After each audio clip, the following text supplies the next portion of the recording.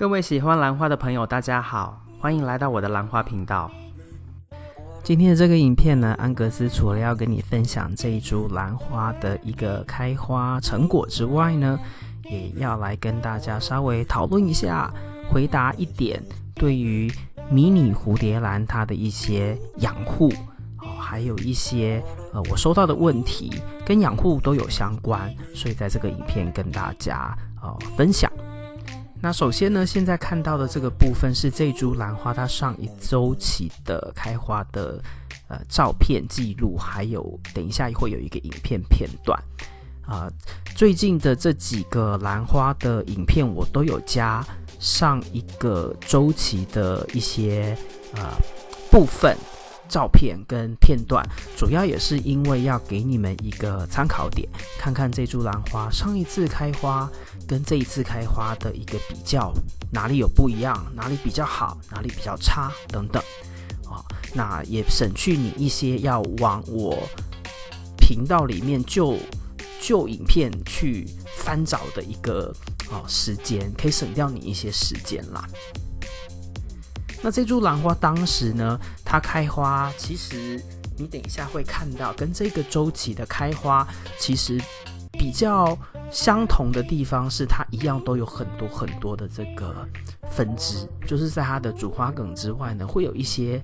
分支。那这个是我这株兰花蛮特别的地方，它很喜欢长分支。然后再来呢，就是它的花朵其实它的数量呢一直都还蛮一致的，然后它的花期相当的久。这一株是我少数迷你蝴蝶兰里面就是能够开至少2个半月的兰花，有的时候甚至能够更久。而且它每一次快要到开花周期尾端的时候呢，它的第一朵花第二朵花才会渐渐的开始就是有那种要枯萎的感觉，就是说整撮花是相当的一致的，就是可以持很久。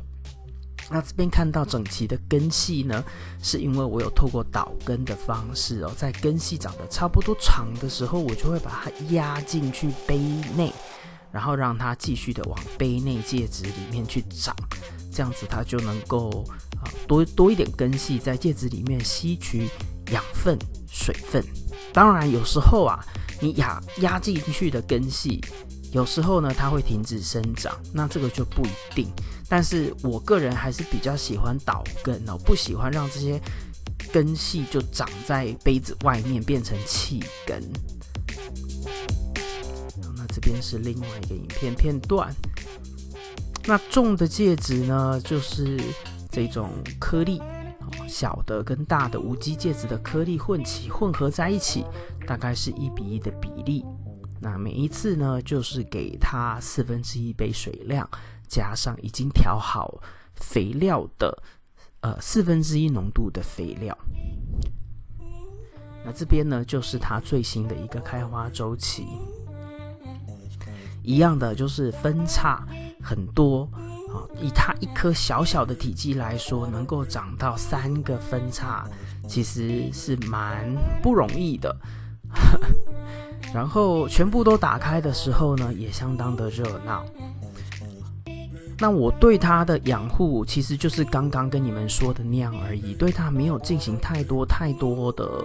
不一样的操作。唯一比较常做的就是它根系长出来，如果够长我就进行导根，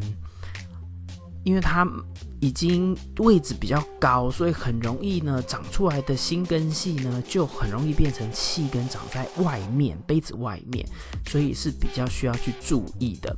那因为杯子里面的介质是无机介质，然后它的这个根系没有出状况的情况呢，其实我不太需要去为它每1-2年就做一次换盆或更换介质的动作。我也其实在尝试着，我要到底几年之后呢，这一株兰花才会出现，比如说可能不开花或是开花出来可能花梗变很短然后开的花可能就1-2朵出现那样的情况的时候呢，在根系没有出现问题的时候，其实就可以换盆更新介质，来重新的刺激这株兰花的下一个周期的生长，然后进而重新开花。所以目前为止，在我换盆之后，收到这株兰花换盆之后，到一直复活到现在，其实已经有至少3年了吧，3年还4年没有对它进行换盆。所以它还是一直复花，所以我们接下来看看接下来的1-2年，它会不会出现一些状况，而迫使我必须要对它进行换盆，这是它的一个实验。那因为它的个体不大，接下来这边就是一个比较养护的技巧跟我个人的操作，不一定适用大家，但是对我来说，我觉得你看它花的部分这么多，但它的体积叶子的部分其实没有很多，但是这些花都是需要水分才能够支持它的饱满的，所以呢，在它开花的过程中，其实我会对它斟酌再额外给它多一点水分。这个是迷你蝴蝶兰在我养护之下会接受到的额外的照顾，就是在花期的时候，我会稍微给它多一点点水分，而不是平常的1/4杯，除非你那边的这个湿度很高，1/4杯是很足够，然后又能够很容易的有干湿循环，在1周内的话，那没有关系，就维持那样的水量。但是在我这边呢，它可能会在第4天到5天的时候就完全干，所以我其实会在比如说第3天的时候，我就可能会对它进行一点喷水。第3、第4天的时候，那这样子呢，在第6天差不多微干，第7天我就能够重新给水。主要重点就是在于不要让它完全的变得真的非常的干，因为有可能会对它的花期或是花朵饱满程度造成影响。这是我对于我这种迷你型蝴蝶兰在花期时候稍微会需要额外做的事情。那这边呢，比起上一个周期，它的根系被导进去的根系更多了，而且花也更高了一点哦。所以呢，我其实真的蛮期望它会给我一些要换盆或者是重新换介质的讯号，那我们就拭目以待吧。